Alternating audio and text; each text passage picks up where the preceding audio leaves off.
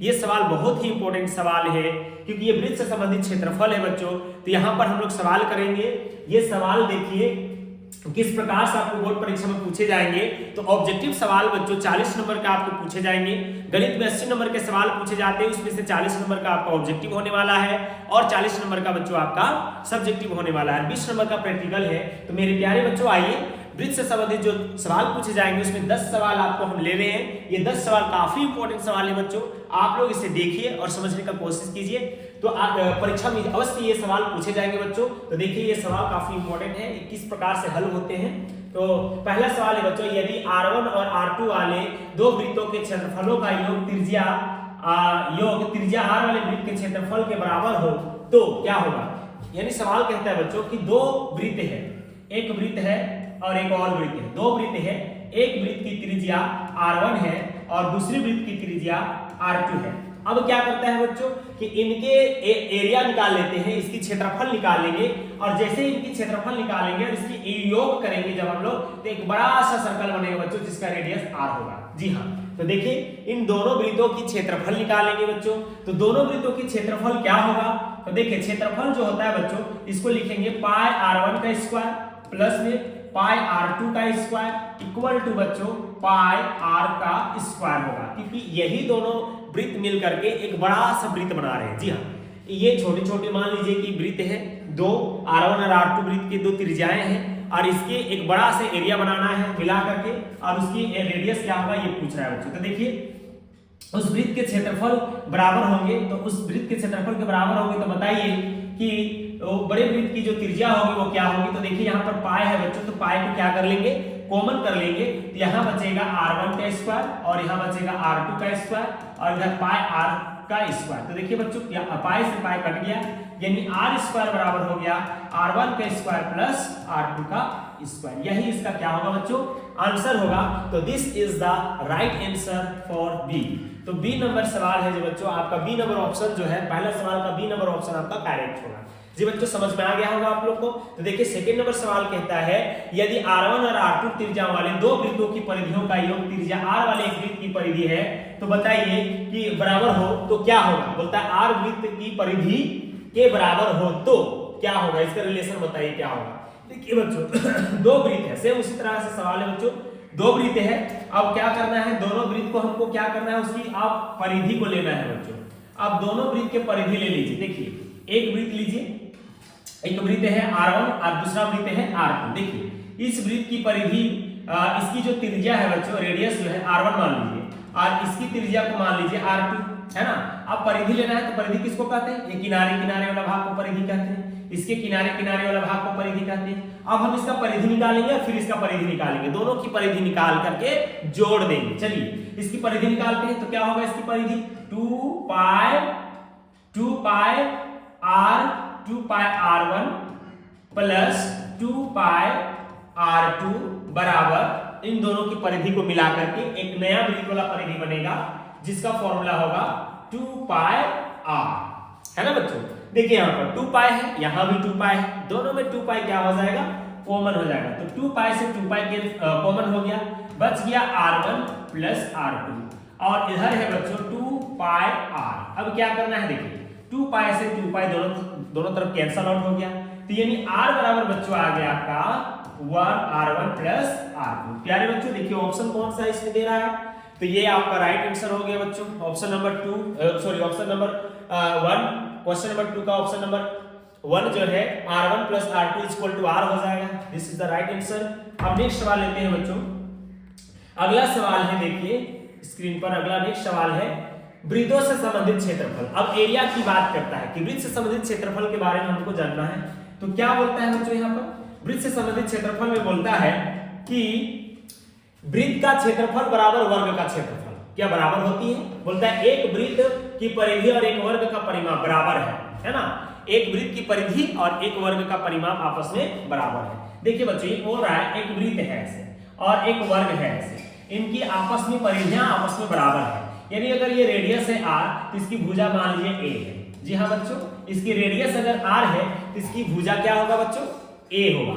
यानी कि इसका मतलब ये हुआ, ये कहना क्या चाहता है कि अगर हम इसका परिधि निकालें, परिधि का मतलब होता है बच्चों इसको कैंची से कहीं काट दीजिए और काट करके एक लंबा सा तार बना दीजिए, इसको भी काट दीजिए और लंबा से एक तार बना दीजिए। तो क्या होगा बच्चों, ये जो पूरा तार की लंबाई होगी वो तार की लंबाई हो जाएगी 2 पाई r, और इसकी जो लंबाई हो जाएगी बच्चों वो 4a हो जाएगा, सभी किनारा आपस में बराबर इसलिए 4a हो जाएगा।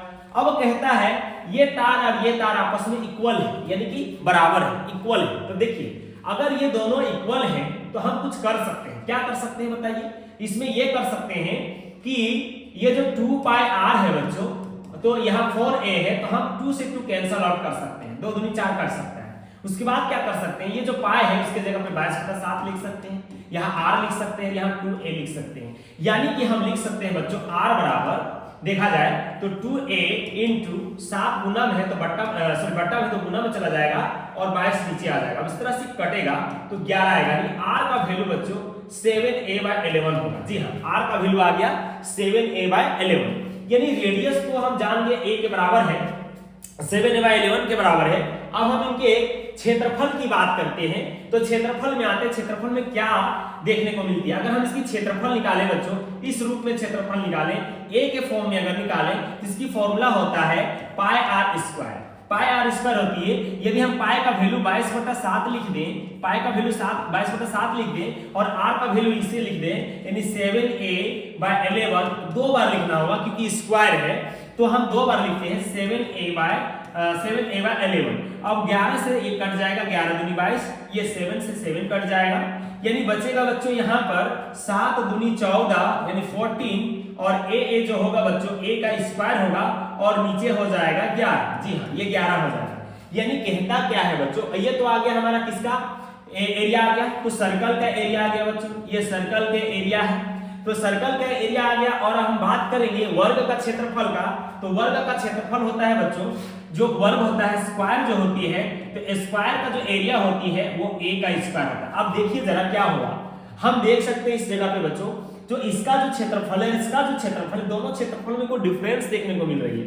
हम बात करते हैं तो ये क्या हो रहा है बच्चों, सर्कल बड़ा आ रहा है, क्यों, क्योंकि देखिए अगर 14 को 11 से, देखिए ये दोनों तो सेम है, इक्वल है दोनों में, बट देखिए यहाँ पर 14/11 एक्स्ट्रा आ गया है इसमें, यानी कह सकते हैं कि सर्कल का जो एरिया होगा वो स्क्वायर के एरिया से क्या हो जाएगा, बड़ा हो जाएगा। यानी कि वृत्त का क्षेत्रफल बड़ा होगा किससे, वर्ग के क्षेत्रफल से। कितना बड़ा होगा बच्चों, तो 14/11 गुना क्या होगा, उससे बड़ा होगा, यानी उससे ज्यादा होगा।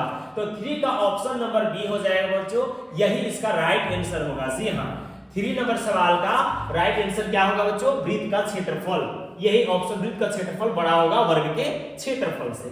जी हाँ बच्चों, समझ में आ गया होगा आप लोग को। देखिए नेक्स्ट क्या है बच्चों, नेक्स्ट आपका है 4 नंबर सवाल। ये कहता है 4 नंबर सवाल कि r जो है त्रिज्या r त्रिज्या वाले त्रिज्या r के एक अर्धवृत्त के अंतर्गत खींचे जा सकने वाले सबसे बड़े त्रिभुज का क्षेत्रफल बताइए। अच्छा, यहाँ कहता है बच्चों, ध्यान से देखिए, बड़ा ही मस्त सवाल है, एकदम बहुत अच्छा सवाल है, सवाल बहुत इंपॉर्टेंट भी है और अच्छे भी। 2024 के बोर्ड परीक्षा में ऐसे सवाल देखने को मिल सकते हैं बच्चों, क्योंकि आपका बुक चेंज हो चुकी है, उसमें कुछ नए पैटर्न आ चुके हैं, तो आपको इस प्रकार के सवाल देखने चाहिए, आपको बनानी चाहिए, क्योंकि आपको अगर अच्छा स्कोर करना है तो ऑब्जेक्टिव सवाल आपको बहुत अच्छे से करना होगा, कांसेप्ट क्लियर करना होगा। तो देखिए बच्चों, r त्रिज्या वाला एक अर्धवृत्त बना लेते हैं पहले। अर्धवृत्त मतलब, देखिए अर्धवृत्त का मतलब बच्चों, ये सर्कल है, इस सर्कल को दो भाग में बांट दीजिएगा सेंटर से, तो अर्धवृत्त बन जाएगा, यानी आधा भाग हमने बना लिया है ऐसे। अब क्या होता है बच्चों, ये जो आ गया है इसको हम लोग डायमीटर कहते हैं, ये पूरा डायमीटर है, यानी डायमीटर है बच्चों, इसका मतलब हो गया कि इसको बीच से डिवाइड करेंगे, इधर एक r होगा, इधर r होगा, यानी 2r इक्वल टू डायमीटर होती है, यानी कि d बराबर क्या होता है बच्चों, 2r के बराबर होती है। तो अब क्या करना है बच्चों, यहाँ पर एक लाइन खींच दीजिए, यानी कि एक रेडियस खींच दीजिए जो वृत्त के परिधि पर जाके मिले। अब यहाँ पर देखिए ये भी रेडियस हो गया। अब बात करेंगे बच्चों, यहाँ पर सवाल कह रहा था कि सबसे बड़े त्रिभुज का क्षेत्रफल। अब सबसे बड़े त्रिभुज देखिए कैसे बनेगा, यहाँ पर इसको ऐसे मिला दीजिएगा और इसको यहाँ ऐसे मिला दीजिएगा, तो बन जाएगा ना एक त्रिभुज। तो सबसे बड़ा त्रिभुज यही बना है बच्चों अर्धवृत्त में, तो सबसे बड़ा त्रिभुज बना है। अब ध्यान से देखिए, त्रिभुज का क्षेत्रफल का फॉर्मूला क्या होता है बच्चों, त्रिभुज का क्षेत्रफल का फॉर्मूला होता है 1/2 गुने आधार गुने ऊंचाई होती है, 1/2 गुने आधार गुने ऊंचाई होती है। तो देखिए 1/2 हमारा फॉर्मूला हुआ, और आधार की बात करेंगे बच्चों तो यही हमारा आधार है पूरा। ये आधार क्या है बच्चों, तो ये आधार पूरा d है, और d को क्या लिख सकते हैं बच्चों, 2r लिख सकते हैं। तो यहाँ पर हम लिखेंगे 2r, और ऊंचाई देखिए बच्चों, ये ऊंचाई है तो ऊंचाई कितना दे रखा है r, तो ऊंचाई को हम लोग r लिखेंगे। अब बच्चों यहाँ पर क्या होगा कि 2 से 2 कैंसल आउट हो जाएगा, तो मेरे प्यारे बच्चों अब जो है r और r को जब मल्टीप्लाई कर दीजिएगा तो r का स्क्वायर आ जाएगा। अब ध्यान से देखिए बच्चों, r का स्क्वायर कहां पर है, तो ऑप्शन नंबर ए पे। जी हां, 4 का जो है बच्चों इसका ऑप्शन जो होगा ए इज द राइट आंसर होगा बच्चों, ये करेक्ट आंसर आपका ए होगा, r का स्क्वायर होगा।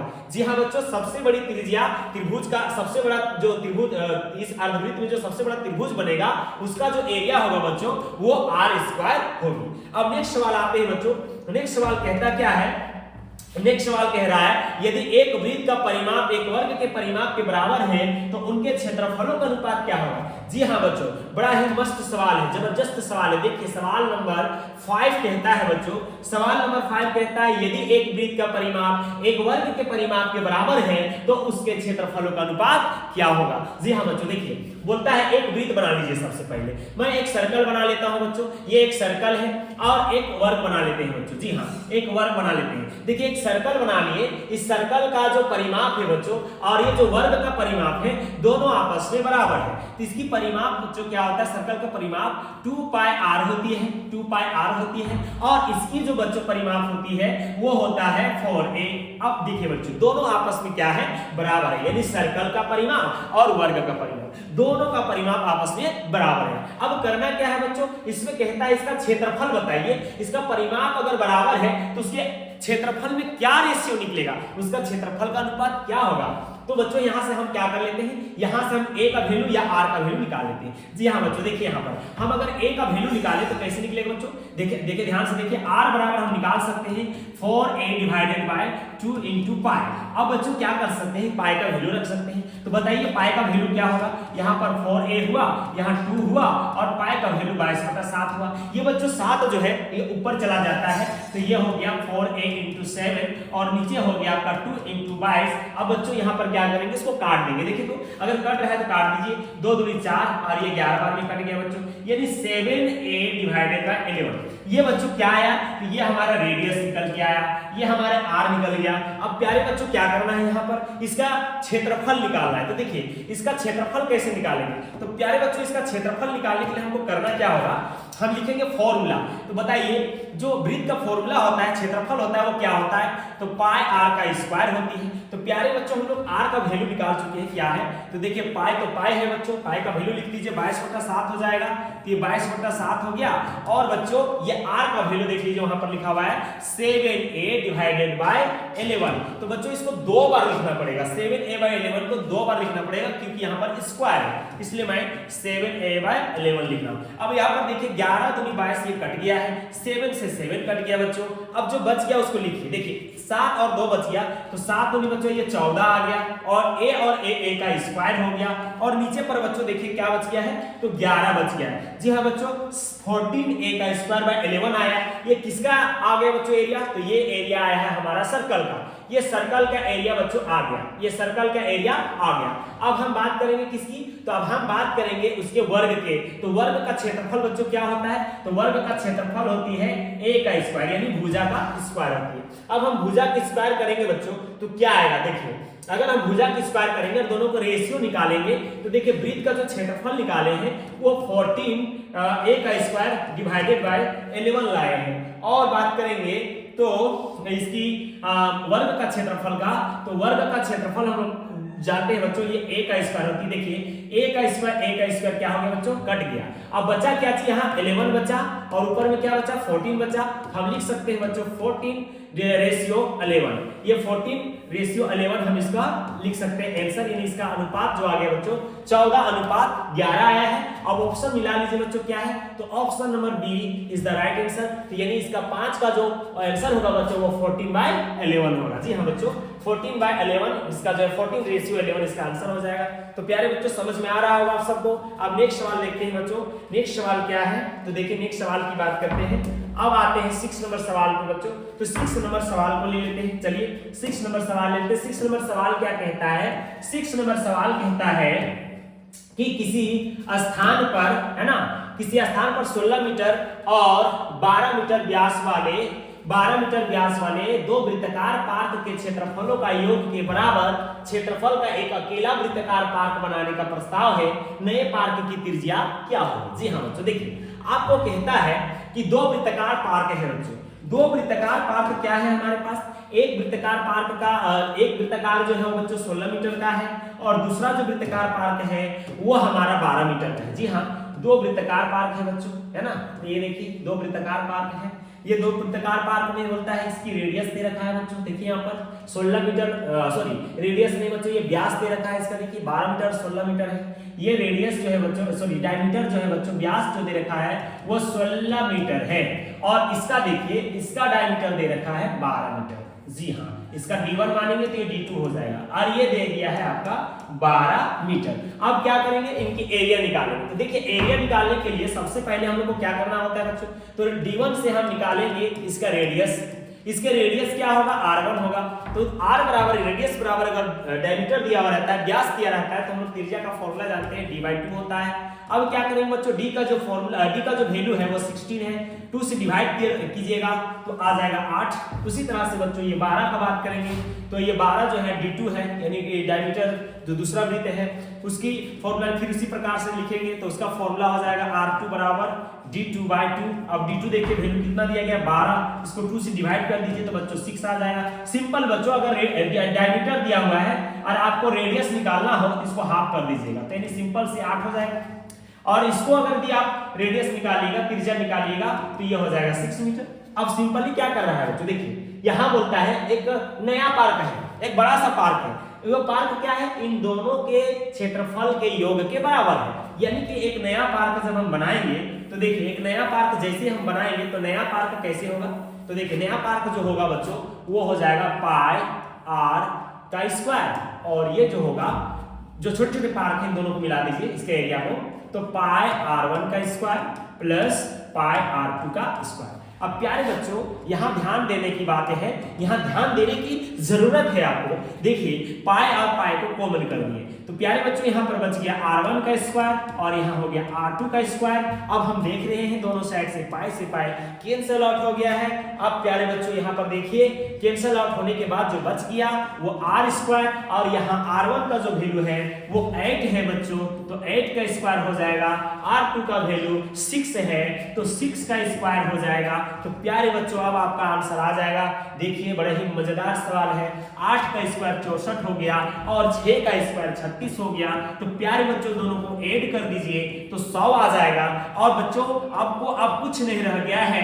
मेरे प्यारे बच्चों बताइए 100 का वर्ग क्या होता है, 100 का वर्गमूल क्या होता है बच्चों, तो 100 का वर्ग बता दीजिए। 100 का वर्गमूल क्या होता है, तो प्यारे बच्चों इसको लिख सकते हैं 10 का स्क्वायर 100 होता है। दोनों साइड से स्क्वायर कट गया यानी r बराबर प्यारे बच्चों 10 सेंटीमीटर जो है, सॉरी 10 मीटर जो है प्यारे बच्चों, ये आपका बड़ा सा जो आपका इससे सर्कल बनेगा, जो पार्क बनेगा इन दोनों को मिलाने से, वो 10 मीटर रेडियस का होगा बच्चों। तो ये इस ऑप्शन नंबर ए जो है बच्चों आपका करेक्ट हो गया। यानी कि 6 नंबर जो है सवाल उसका ऑप्शन जो होगा बच्चों वो 10 मीटर होगा।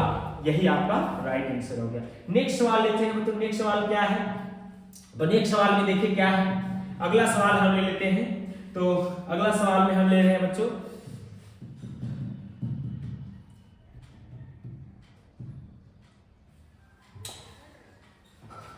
6 नंबर के बाद देखिए बच्चों 7 नंबर सवाल हम ले रहे हैं। तो 7 नंबर सवाल है हमारा कि 6 सेंटीमीटर वाले एक वर्ग के अंतर्गत खींचे जा सकने वाले वृत्त का क्षेत्रफल। तो बच्चों यहाँ पर 7 नंबर सवाल, इन दोनों सवाल ले लेते हैं, ज्यादा बेटर होगा, बार बार लेने की आवश्यकता नहीं पड़ेगी। चलिए नेक्स्ट सवाल ले लेते हैं 7 वाला। 7 वाला सवाल देखिएगा बच्चों, यहाँ पर क्या सवाल पूछ रहा है, देखिए ध्यान से देखिएगा। 7 वाला सवाल कहता है कि भुजा 6 सेंटीमीटर वाला एक वर्ग के अंतर्गत खींचे जा सकने वाले वृत्त का क्षेत्रफल क्या होगा। तो आइए बच्चों देखते हैं। 6 सेंटीमीटर का एक वर्ग बनाते हैं। चलिए 6 सेंटीमीटर का एक वर्ग बना लिए हमने। 6 सेंटीमीटर का एक वर्ग बना लिया। इसका साइड जो है साइड दिया गया 6 मीटर का, 6 सेंटीमीटर का। अब बच्चों क्या करना है, इसके अंतर्गत मतलब इसके अंदर में हमें क्या करना है, एक वृत्त बनाना है। चलिए आइए एक वृत्त बना लेते हैं इसके अंदर में। चलिए ये वृत्त हो गया हमारा, यानी सर्कल के अंदर में बच्चों अर्थात वर्ग के अंदर में एक सर्कल बनाना है। अब कहता क्या है कि वर्ग तो 6 सेंटीमीटर का था प्यारे बच्चों, ये 6 सेंटीमीटर का ही है। अब अगर ये 6 सेंटीमीटर का है तो पूरा देखिए ध्यान से, यहां से लेकर यहां और यहां से लेकर यहां दोनों 6-6 सेंटीमीटर का हो जाएगा। तो प्यारे बच्चों आप देखिए अगर ये पूरा 6 सेंटीमीटर का है तो ये कितना हो जाएगा, 3 का हो जाएगा, ये भी 3 का हो जाएगा, ये भी 3 का हो जाएगा, ये भी 3 का हो जाएगा, यानी ये इस सर्कल का क्या हो जाएगा, सेंटर। अब सेंटर से बात करेंगे बच्चों तो रेडियस हमें पता चल गया क्या, तो रेडियस पता चल गया 3 सेंटीमीटर। जी हाँ बच्चों 3 सेंटीमीटर हमें रेडियस पता चल गया। अब हमें कहता है कि वृत्त का क्षेत्रफल जो 3 सेंटीमीटर आया है ना बच्चों, उसके अंदर में जो वर्ग है, उस वर्ग के अंदर में जो सर्कल बना है उसकी अगर हम रेडियस अगर हमें पता चल गया है 3 सेंटीमीटर, तो अब इसकी क्षेत्रफल निकाल सकते हैं। तो वृत्त का क्षेत्रफल का फॉर्मूला होता है प्यारे बच्चों क्या, पाई आर स्क्वायर। आंसर आपका पाई में दे रखा है बच्चों, तो पाई में दे रखा है तो पाई का वैल्यू दे रखना है। तो प्यारे बच्चों पाई को पाई ही रहने दिया जाए। आर का वैल्यू बच्चों आपको 3 प्राप्त हो चुकी है, आप इसे 3 लिख दें और यहां लगा दे वर्ग, स्क्वायर लगा दे। अब क्या करना है, अब तो कुछ करना ही नहीं है, 3 का स्क्वायर कर दीजिए तो 3 का स्क्वायर आपका हो गया 9, यानी 9 पाई सेंटीमीटर स्क्वायर आपका आंसर हो जाएगा। तो मेरे प्यारे बच्चों आपका आंसर हो जाएगा, यहाँ आपका आंसर हो जाएगा प्यारे बच्चों 9 पाई सेंटीमीटर स्क्वायर, यानी ऑप्शन नंबर डी। देखिए ये ऑप्शन नंबर डी आपका राइट आंसर हो गया बच्चों, ये ऑप्शन नंबर डी आपका राइट आंसर हो गया। जी हाँ बच्चों समझ में आ गया होगा, अच्छे तरीके से समझ में आ गया। नेक्स्ट सवाल ले लेते हैं बच्चों। नेक्स्ट सवाल देखिए आपके स्क्रीन पे दिया गया है। नेक्स्ट सवाल, त्रिज्या 8 सेंटीमीटर वाले एक वृत्त के अंतर्गत खींचे जा सकने वाले वर्ग का क्षेत्रफल है। देखिए इसका वर्ग का क्षेत्रफल क्या होगा, जस्ट इसका अपोजिट कर दिया गया है, यानी अब आपको एक सर्कल बनाना है बच्चों। अब आप क्या कीजिए, एक सर्कल बनाइए। देखिए आपको अब बोलता है कि एक सर्कल बनाइए। अब सर्कल आपको बनाना है और उसके बाहर में सर्कल के अंदर में जो है बच्चों, सर्कल के अंदर में आपको बनाना है, सर्कल के अंदर में आपको बनाना है वर्ग। चलिए ये सर्कल हुआ, अब हमको इसके अंदर में बनाना है एक वर्ग। चलिए एक वर्ग ले लेते हैं, चलिए एक वर्ग ले लेते हैं यहाँ पर।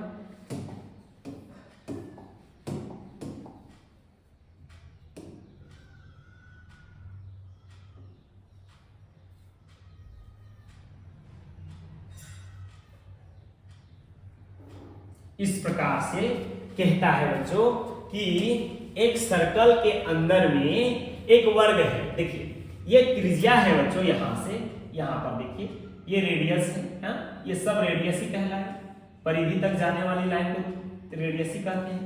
और ये रेडियस बच्चों वो 8 सेंटीमीटर के, सब रेडियस 8 का होगा बच्चों, है ना। अब बोलता है 8 सेंटीमीटर वाले एक वृत्त के अंतर्गत खींचे जा सकने वाले वर्ग का क्षेत्रफल बताइए। बताइए बच्चों, ये एक डायमीटर भी तो है ना, ये वृत्त का व्यास भी तो कहलाएगा ना। और आपको पता है ना बच्चों कि ये जो आता है ना, जब यानी हम बात कर रहे हैं कि सर्कल का ये डायमीटर जब आपस में क्रॉस करे ना, 4 भाग में जब बांटे तो प्रत्येक भाग 90 डिग्री का हो जाता है बच्चों।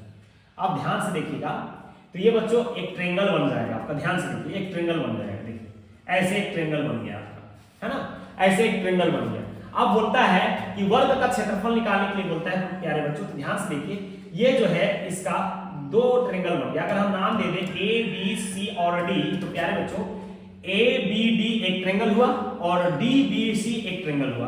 दोनों ट्रायंगल में ध्यान से देखिएगा तो इस ट्रायंगल का देखिए बच्चों ये बेस हो गया आधार और ये इसका ऊंचाई हो गया। आधार की बात करेंगे तो 8 और 8 16 हो जाएगा और ऊंचाई की बात करेंगे तो 8 हो जाएगा। ऐसे कितने त्रिभुज है बच्चों, 2 त्रिभुज इसके अंतर्गत में आ रहे हैं। तो 2 त्रिभुज आ रहे हैं तो 2 इंटू त्रिभुज का क्षेत्रफल आप जानते हैं 1/2 गुने आधार गुने ऊंचाई होती है। और मेरे प्यारे बच्चों आप देखिए 2 से 2 कैंसिल हो गया, आधार जो है बच्चों ये 8 और ये 8 मिला दीजिएगा तो 8 और 8 16 आधार हो जाएगा और ऊंचाई प्यारे बच्चों 8 हो जाएगा। इस तरह से प्यारे बच्चों आपका जो आंसर आएगा वो आंसर देखिए 16 8 8 6 48, 8 में बच गया 4 और 8 के 8 4 12, यानी 128 सेंटीमीटर स्क्वायर बच्चों इसका आंसर हो जाएगा। जी हाँ बच्चों बहुत सिंपल सवाल है, बहुत इजी सवाल है, इंपॉर्टेंट भी है परीक्षा की दृष्टि से, यानी ये सवाल पूछा जा सकता है। तो मेरे प्यारे बच्चों ध्यान दीजिए, त्रिज्या जो है वो 8 सेंटीमीटर वाले एक वृत्त के अंतर्गत खींचे जा सकने वाले वर्ग का क्षेत्रफल ज्ञात करनी है। यानी आपको एक वृत्त दे रखा है 8 सेंटीमीटर त्रिज्या का और आपको कहता है उसके अंदर में एक वर्ग बनाइए और उस वर्ग का एरिया बताइए। तो हमने क्या किया बच्चों, अब देख लीजिए यहाँ पर एक वर्ग बनाए और इस वर्ग के डायगोनल्स को हमने खींच दिया और जो डायगोनल्स है वही उस वृत्त का डायमीटर कहलाएगा बच्चों, यानी कि ये आधार बन जाएगा और ये इसकी ऊंचाई बन जाएगा। तो आधार 8 और 8 16 हो जाएगा और ऊंचाई हो जाएगा 8। इस तरह से दो ट्रायंगल बनेंगे, एक ऊपर एक नीचे, 2 से मल्टीप्लाई कर देना है और आधार का वैल्यू 16 ऊंचाई का 8 मल्टीप्लाई कर दीजिए, 128 आ जाएगा। तो मेरे प्यारे बच्चों सवाल तो बस कुछ नहीं है, सवाल तो बहुत इजी है और आपको 100% समझ में आएगा, ये मेरी गारंटी है। तो मेरे प्यारे बच्चों आप थोड़ा ध्यानपूर्वक देखिए, आपको एकदम 100% समझ में आएगा, है ना। नेक्स्ट सवाल ले लेते हैं बच्चों, 9 वाला सवाल और 10 वाला सवाल दोनों साथ में ले लेते हैं। आइए तो 9 और 10 में लेते हैं बच्चों, क्या है ये सवाल को देखते हैं। 9 और 10 में बहुत सिंपल सवाल है मेरे प्यारे बच्चों, ये बहुत आसान सा सवाल है, हर कोई बना सकते हैं, परीक्षा में हर कोई बना के ही आएंगे। ये सवाल अगर पूछेंगे ऑब्जेक्टिव में बच्चों तो क्या आप छोड़ दीजिएगा? बिल्कुल नहीं छोड़ना है, बिल्कुल भी नहीं छोड़ना है।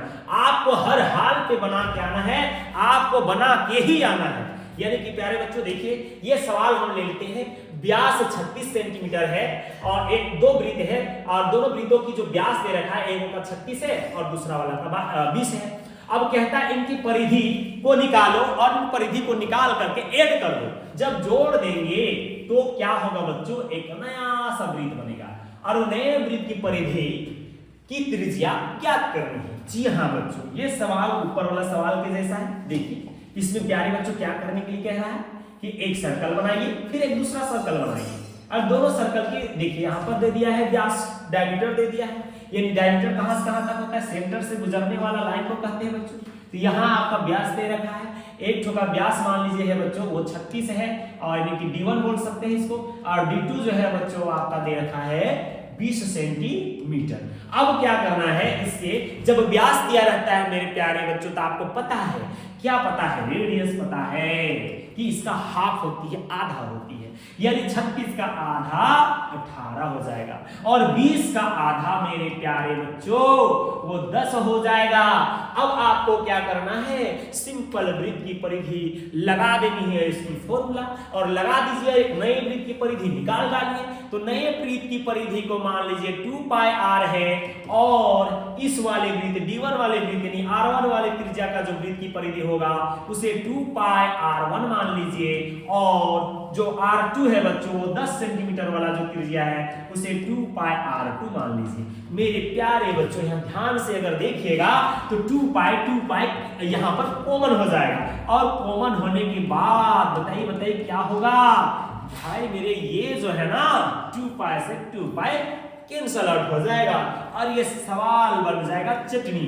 अब जरा देखिए बच्चों, R1 जो है मेरा 18 है और R2 जो है वो 10 है। अब इन दोनों को मिला दीजिए तो मेरे प्यारे बच्चों इसका आंसर आ जाएगा 28 सेंटीमीटर। तो C is the right answer मेरे प्यारे बच्चों, करेक्ट आंसर आपका 28 सेंटीमीटर हो जाएगा। सी ऑप्शन मेरा सही हो गया है। ये 9 नंबर सवाल जो है बच्चों ये इसका आंसर हो जाएगा 28, ये ऑप्शन नंबर सी। तो बहुत सिंपल सवाल पूछे जाते हैं परीक्षा में, आपको बिल्कुल भी घबराने की आवश्यकता नहीं है। 60 दिन बचा हुआ है, इन 60 दिनों में आपको पूरी प्रिपरेशन के साथ जाना है बच्चों, ताकि गणित में 100 में 100 अंक प्राप्त कर सकें। तो मेरे प्यारे बच्चों नेक्स्ट सवाल को ले लेते हैं। आइए नेक्स्ट सवाल क्या बोलता है, तो देखिए नेक्स्ट सवाल कहता है कि त्रिज्या 24 सेंटीमीटर और 7 सेंटीमीटर है ना, 24 सेंटीमीटर और 7 सेंटीमीटर वाले दो वृत्तों के क्षेत्रफल के योग के बराबर क्षेत्रफल वाले वृत्त का व्यास क्या होगा। जी हाँ बच्चों सवाल वही है, बस थोड़ा सा घुमाया गया और क्या। देखिए इससे एक नया वृत्त बनाइए, देखिए दोनों के क्षेत्रफल से इसका क्षेत्रफल निकाल लीजिए, यानी कि R1 मान लीजिए, इसकी R1 वाला वृत्त है जो कि इसकी त्रिज्या दे रखा है 24 और इसको मान लीजिए R2 मेरे प्यारे बच्चों, तो इसका दे रखा है आपका 7 सेंटीमीटर और एक नया वृत्त बना दीजिए और उस नए वृत्त की रेडियस को मान लीजिए R। बस R मान लीजिए, रेडियस निकालेंगे उसके बाद ही तो व्यास पता चलेगा ना। अब मेरे प्यारे बच्चों आ जाइए यहाँ पर, देखिए जो बड़ा वृत्त की त्रिज्या क्षेत्रफल होगा उसको हम लिखेंगे पाई आर का स्क्वायर, और छोटे वृत्त वाला देख लीजिए r1 वाला लिखेंगे पाई r1 का स्क्वायर प्लस पाई r2 का स्क्वायर। बहुत सिंपल है। अब यहां से क्या करना है बच्चों, पाई को कॉमन कर लेना है। पाई कॉमन कर लीजिए तो बचेगा r1 का स्क्वायर और प्लस में r2 का स्क्वायर। अब प्यारे बच्चों यहां से पाई r का स्क्वायर जो है देखिए पाई से पाई हो गया कैंसिल आउट, बच गया यहाँ r का स्क्वायर। r1 मेरे प्यारे बच्चों दे रखा है 24, यहाँ पर आप 24 लिखें और स्क्वायर कर दें मेरे प्यारे बच्चों। r2 दे रखा है 7, तो अब 7 लिखे और इसका वर्ग कर दे। अब 24 का बच्चों 576 होता है, आप मल्टीप्लाई कर लीजिएगा, 576 होता है, इसको 2 बार लिख करके गुना कर दीजिएगा, और 7 का होता है 49। तो मेरे प्यारे बच्चों 576 और 49 को जोड़ दीजिए तो आपका आ जाएगा 625। तो मेरे प्यारे बच्चों अब 625 का वर्ग निकालना है, बहुत सिंपल है। 625 का वर्ग निकाला मेरे प्यारे बच्चों, बहुत बच्चे लोग जानते होंगे, फिर भी हम बता रहे हैं देखिए कैसे वर्ग निकाला जाता है। गुणनखंड मेथड आना चाहिए आपको, फैक्टराइजेशन आना चाहिए। देखिए लास्ट में 5 है तो 5 से जाएगा बच्चों, तो 5 से दीजिए, इसको भाग लगाइए ना, 5 के 5, 5 दूने 10, 5 पचे 25, फिर 5 से 5 दूने 10, 5 पचे 25, फिर 5 पचे 25, 5 एकम 5। मेरे प्यारे बच्चों अब करना क्या होता है इसमें करना ये होता है कि ये जो आपका डबल डबल जो है ना, मतलब 5 जो आया 4 बार, इसी को आप क्या कीजिए यहाँ लिख दीजिए। स्क्वायर जो है मेरे प्यारे बच्चों इधर आके स्क्वायर जो है इधर आके वर्ग में चेंज हो जाती है। ये जो स्क्वायर है इधर आके वर्ग में चेंज हो जाएगा। तो मेरे प्यारे बच्चों ये जो 625 को आपने तोड़ा है 5 गुने 5 गुने 5 गुने 5। अब क्या करना है, रूट से बाहर निकालने के लिए जोड़ा लगाया जाता है। तो मेरे प्यारे बच्चे इसको जोड़ा लगा दीजिए, है ना, जोड़ा लगा दीजिए। तो जोड़ा लग गया है, यानी 5 का एक जोड़ा बाहर हो चुका है, यहाँ 5 का एक जोड़ा बाहर हो चुका है। इस तरह से मेरे प्यारे बच्चों 5 पचे 25 जो है आपका रेडियस निकल गया। 5 पचे 25 आपका ये रेडियस निकल गया मेरे प्यारे बच्चों। तो अब रेडियस क्या करेंगे, उसकी डायमीटर निकाल देना है। इसकी डायमीटर क्या होगा, तो आपको पता है बच्चों कि डायमीटर यानी d = 2r होती है। तो मेरे प्यारे बच्चों ये 2 × r का वैल्यू जो 25 है, इसे 2 से मल्टीप्लाई कर दिया जाए तो जो व्यास होगा, डायमीटर होगा, वो 50 सेंटीमीटर उत्तर हो जाएगा मेरे प्यारे बच्चों। D option is the right हो जाएगा। तो क्वेश्चन नंबर 10 का आंसर बच्चों डी हो जाएगा 50 सेंटीमीटर। तो बच्चों आपको कैसा लगा, यदि वीडियो अच्छा लगा तो आप लाइक जरूर करें और सब्सक्राइब भी कर लें और अपने सारे दोस्तों के पास शेयर भी कर लें हमारे इस चैनल को, दीप स्मार्ट एकेडमी को, ताकि आपको बोर्ड परीक्षा में 100% सफलता दिला सके, गणित में 100 में 100 दिला सके। ऐसा मेरा पूरा प्रयास रहेगा कि झारखंड के सारे बच्चे जो बिल्कुल भी कहीं भी रहते हो, कोई मायने नहीं रखता है कब कहाँ रहते हैं, पर मेरे प्यारे बच्चों आपको 100% सफलता दिलाना मेरा यह जिम्मेवारी है। मैं एक कदम उठाया हूं कि आपको 100% रिजल्ट दे के रहूं। तो मेरे प्यारे बच्चों आपको ये सवाल कैसे लगे, अगर अच्छा लगे तो जरूर कमेंट कीजिएगा। धन्यवाद आप सब।